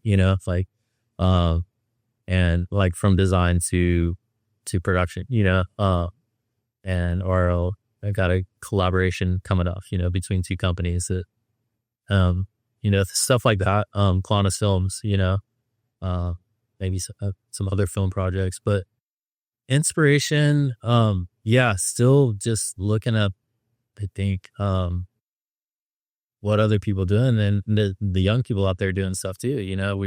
We talked about these smaller cameras and like nothing beats a cinema camera, right? But also like what you can do with these DJI cameras and, some of the stuff like we're getting these follow cam shots that, I mean, would have cost us 5 years ago, $7,000 a day to rent this kind of the shot that we're getting right now, and we're paying, can buy the whole setup for $750, and so that's an interesting time in looking and seeing what kids are doing, even with the iPhone, not that I say that is these, cinema, but all that stuff is just kind of interesting. And I've had to like, go with it, like I took photography and applied all that stuff from editorial and storytelling and all that stuff into business. And that's how we built Deus, is off photography and eventually video, and, blog and Facebook and then Instagram, like that's how a place in the middle of nowhere, became like kind of famous and people travel as a travel destination. Yeah. You find inspiration anywhere, man. Yeah. So yeah, I'm looking at artists, still looking back in the day, Warhol, people like that, like, as I get into painting and stuff like that, and making screens and doing screen printing and taking new techniques of kind of the same thing, but now, you got TTF like transfers for t-shirts and like using that and putting that on canvas and painting over that. And, so yeah, inspiration's everywhere, I think, young and old and a long time ago and present day, and the great thing is it's all there if you know how to look for it on YouTube and see what these people are doing. How do you stay creatively fulfilled? I think mixing it up. Yeah. I Sounds think like you do a lot of different like, stuff. Yeah. And I've had the opportunity and now have the experience. Right now I'm doing a course in AI, just, it's 30 minutes a day, just learning AI. You got to stick with it. Right. Like I don't necessarily I don't love it all, like I don't necessarily love Instagram, but it's, you got to roll with it. Right. And so yeah, I think, just, always learning too. Like just always being fascinated with something. And like I said, YouTube's such a powerful tool, it's good and bad, but it's because I feel like a lot of people like watch a couple YouTube and, edit Instagram and they're off, or they shoot a photo and put a preset and that's it, where I'll sit there for fucking 3 hours working on one photo. I feel like, that make it perfect, but yeah, I think, mixing it up too. And then I've been lucky enough to do so many different things from, designing homes and retail shops and, having some few different galleries and clothing design and production and film directing, producing and obviously photography, which I got back into a few years ago. It happened because, I think I sent you the photos. I went to Imagination the first year, Tyler's Red Bull Imagination. And I'm just sitting there like moto dad, just, watching there. I'm not doing anything, and the next year I was like, dude, I'm going to do so. I'm not just going to go sit there this time. So I bought camera gear and went and shot photos. And then, year down the line, I taught myself Lightroom, and then, people kind of heard I was back in the game and I'm shooting a, Patagonia campaign and a Columbia campaign, No way. And not just doing that, but also bringing my video guy along and So making rad. their short form stuff. And What's your process like when you're starting a new project, whether it's a film project or photo campaign? How does that creative process? so I'm really big Pinterest, big thing for me. Canva, making mood boards, like Canva is a tool, they get the older, designers, they hate it, but, it's a powerful tool, and I mean, I'm able to do layouts and make mood boards and toolkits for shoots and stuff like that. So really just putting that stuff, preparation is key, and having a vision and being able, I can't draw, I can't make a custom bike, but I have friends that are artists that I've been working with for years. We've worked together for so long, that I'll spend days putting together a mood board and kind of a sheet of what I want these graphics to look like. And we've been working together for so long that they get it, and we go back and do revisions. So it's not like I'm not a middleman where it's just oh, I'm getting this guy and then I'm selling it for more. It's no, ideas are coming from here. They're putting their sauce on it. We go back and forth and then we have this collection, As someone who's been pushing hard my entire life, as a rider, a creative, and an entrepreneur, I've learned that performance isn't just about effort. It's about recovery, clarity, and taking care of your body. That's why I've made wellness a top priority. And one thing that stayed most consistent in my routine is the Echo Flask, a water bottle that infuses your water with molecular hydrogen, improving cognitive function, reducing oxidative stress, increasing natural energy, aiding in muscle recovery, and boosting mitochondrial function, which means longevity and vitality so that I can continue doing what I love to do for life. And you get all of this without the crash, inflammation, and long-term damage of the toxic, sugary energy drinks that dominate our industry. Now I know what you might be thinking. Doesn't water already have hydrogen? Technically, yes, but it's bound to oxygen as H2O. Your body can't absorb it in the same way. So the Echo Flask uses a high-end electrolysis membrane to split the hydrogen from oxygen and infuse the unbound molecular hydrogen into the water, making it more bioavailable and incredibly powerful for your health. This isn't woo-woo stuff. It's science, with over 1,500 studies behind it and more than 20 years of research. It's been a game changer for me. And if you care about longevity and performing at your best, this is completely worth it. Grab your Echo Flask now at echowater.com/ridebeyond and receive a special discount just for listeners of this show. That's echowater.com/RIDEBYND. You mentioned that, this is a pivotal time for Kalana's career. Can you reflect back on some of the most pivotal times in your life and career? Yeah. I think when I was, like I said, I was on my own from a really early age, 16, living in Huntington. And then, I think, trying to find, I was never going to be a pro surfer, like very average surfer at best, but, finding photography, working my ass off, like getting to Bali, figuring that out, figuring my own deal. Like that changed everything, all of a sudden, like I'm financially secure. Not just getting to travel Indonesia, like I'm getting to go to Europe, and they're like, okay, go to Portugal and then go to the Canary Islands for a couple of days for my first trip. Like it's supposed to be 2 weeks. I was there for 3 months. Never made it to Canaries, but went to Spain, France, Morocco, and just stayed. And so like that was a turning point for sure.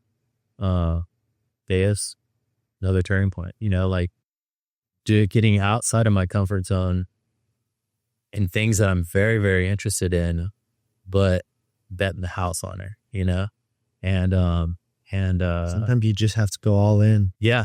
And you're doing it right now. Yeah. Look at you. Like you've like, I still refer to it as meta, but fauna was like for somebody like me. And I think for a lot of people, like it was so special because it was print and it was beautiful and it was story driven but it's tough, I guess I don't know exactly, but print is a tough deal. Right. So like I romanticized it for a long time of, we're doing something special, and we were, and like you hold on to it because you're like, print, it's like, it's so cool, it's so special.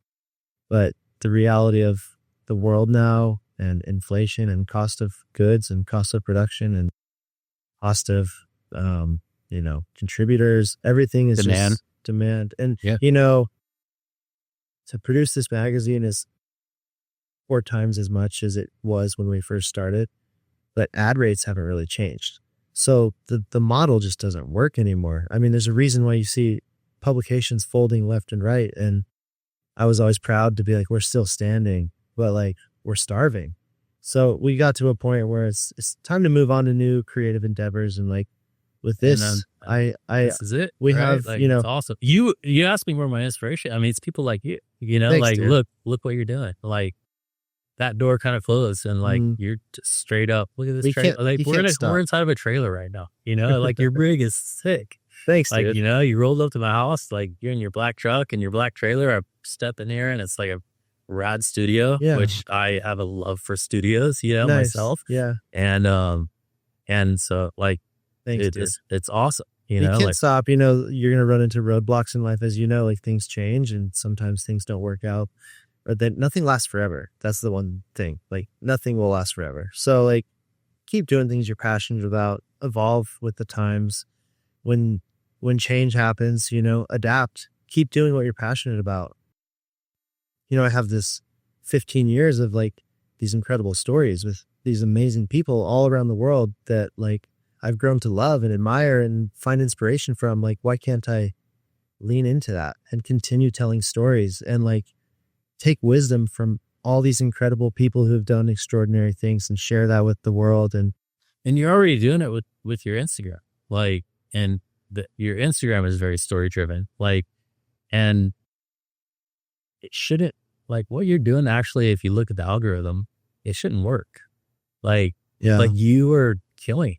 Like, I mean, what are you, 8,000 followers in, it's been 2 months? A couple months. Yeah. Yeah. We'll see how it goes. But like, you know, you're putting up these posts that like people are engaging with, and like, and they're photo posts, a lot of them, you know, photo posts. And same thing kind of happened. You posted that photo of Glana with the shirt off, and that thing kind of blew up, you know, and like, and then we like, and this is why you can't even trust the algorithm, because it's like, it all goes back to storytelling. It's what you do with your films. It's what I've done with the magazine. It's what I'm doing now. But if you tell a good story, people will resonate with that. Like, and that's where they say like long captions don't work and all this stuff, you know. But I tell you what, like when we posted those photos of Glana in Indonesia,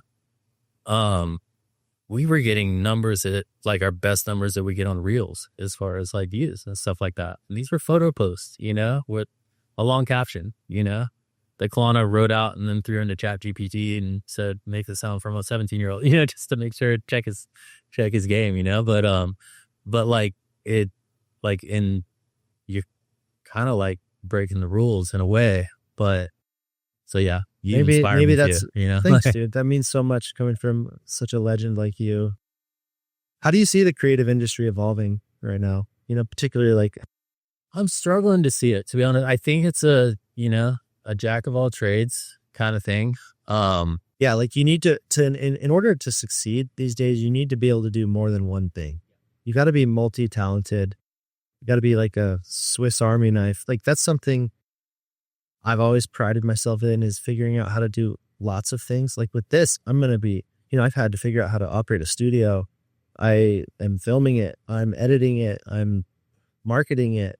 With the magazine, it's like design, layout, writing, producing, shooting, like being multi-talented. Sorry to interrupt you, but I'm just really agreeing with you. You're preaching to the choir, and it's the same for me. Oftentimes it's a little bit hard to describe because there's guys that are in video who video edit, you know, all that, and, you know, maybe they shoot photos too.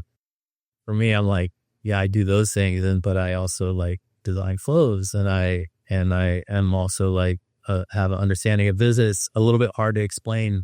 Yeah, I don't know what direction, you know, like I know that I don't want to, I'm not a corporate guy, you know. Don't think you probably are either, you know. I tried it once. It wasn't necessarily for me, but so I don't know. Like we'll see. You know, I don't know if it's a company or it's just doing freelance, but I know it'll present itself, you know, like, and as long as I'm being proactive and, you know, still plenty to do with Glana. But I think things are going to be changing and evolving so fast now. Yeah. What do you think? Like, I don't know, man. I think AI is going to take over everything. Like, yeah, it's a tool that everyone needs to use. Yeah. You know, it's on not multiple levels. It just, it streamlines your work. Like, I feel like I have employees now because I am so efficient with everything I do. I think embracing AI is going to be huge. It doesn't mean you can't be creative. There is a little bit lost in the fact that you don't know what's real anymore, which sucks. But like, dude, if you can embrace it as a tool, I think it's going to be huge. There are times when I have gotten down in just Instagram, and like, I think American politics with me too. That's why I don't pay too much attention to them. I try not to. I kind of politics I equate to like Bali traffic. You know, you got to pay enough attention to like you don't crash, but like don't think about it too hard or you'll just stress out. You know, like but yeah, I think that it's, you know, it's a weird world we live in, you know.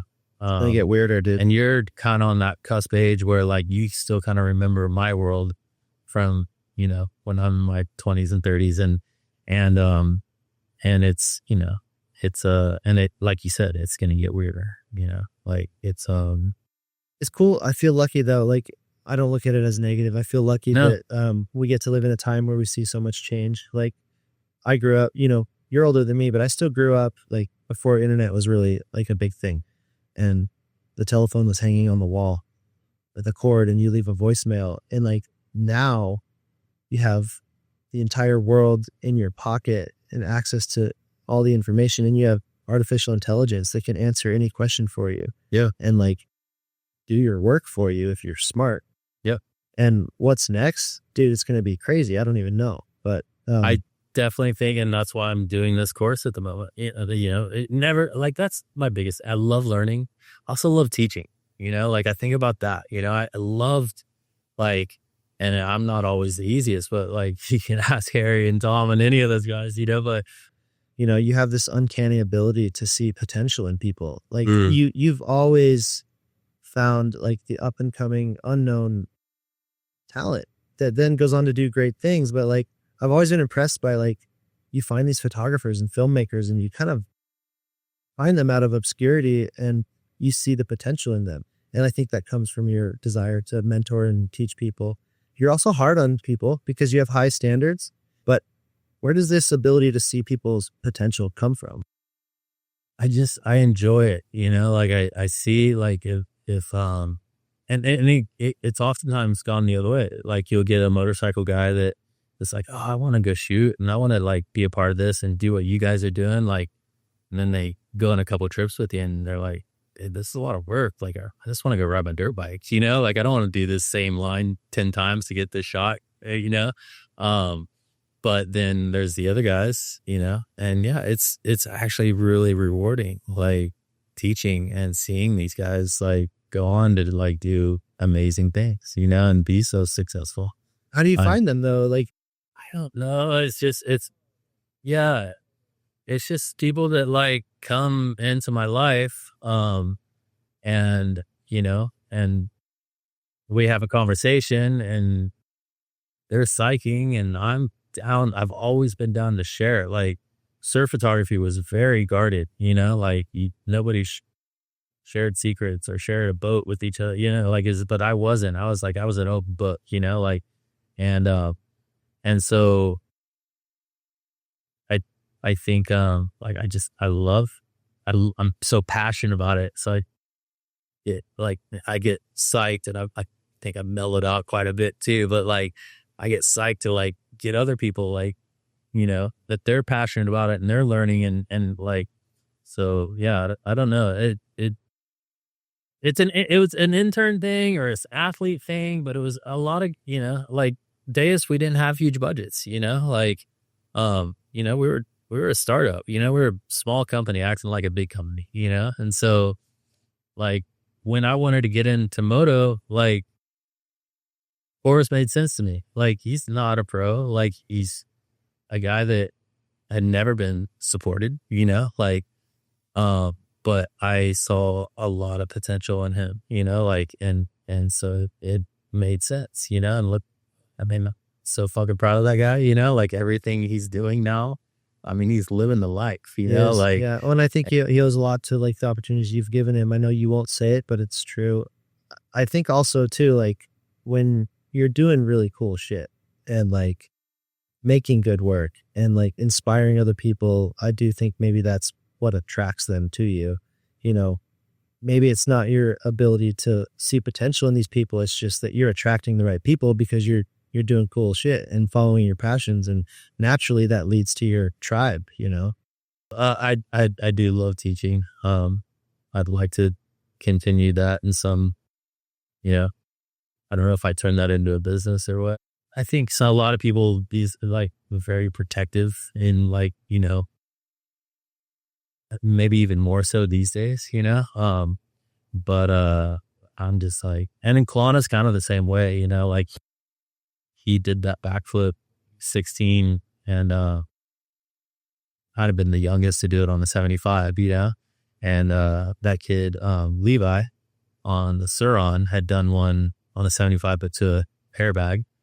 And he came to the premiere of Kelowna's film and Kelowna was like, come over, like do one of dirt, like, and he's 2 months younger than Kelowna. So he'd break Kelowna's record, but Kelowna didn't care, like he's like, dude, progression, like share and like just have fun and make cool shit, and do cool shit. Like, I love it, man. Well, you've spent a lifetime doing cool shit and you've inspired a lot of people through everything you've done. Yeah, I feel lucky that I get to know you just because you're such an inspiring creative. But dude, you're such a great friend and a good mentor to me as well. So I really appreciate everything that you do, and thanks for making the time to chat with me today, dude. Thanks, It's Ben. been fun. Thank you, brother. Appreciate you. Love you. Love you too, bro. I want to take a moment to talk about my absolute favorite gear brand. I got my first set of Fox gear when I was learning to ride in 1998. Not just because it looked cool, but because it meant something to me. That Fox head was more than just a logo. It was an identity. All these years later, I'm still wearing Fox, and it still means just as much. For 50 years, Fox Racing has been chasing the edge, pushing the limits of what's possible with moto gear. From past legends to the next generation of riders, Fox has never stopped evolving. And through it all, the mission has always stayed the same: build the most advanced gear on the planet for those bold enough to push beyond the limit. I've been part of this journey since I was a kid, and I'm proud to still fly the Fox head. Go check out the latest gear at foxracing.com.